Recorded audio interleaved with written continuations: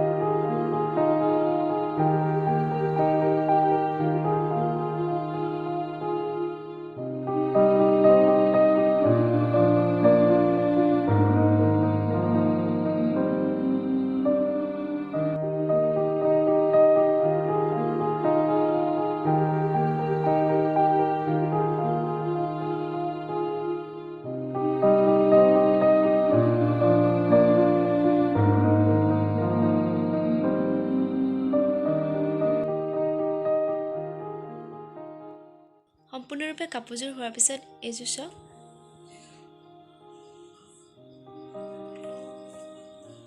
কাপোৰযোৰ বাৰু কেনেকুৱা লাগিছে? যদি ভাল লাগিছে তেনেহ'লে লাইক কৰিব আৰু মোৰ চেনেলটোত প্ৰথমবাৰৰ বাবে অহাসকলে ছাবস্ক্ৰাইব কৰি দিব।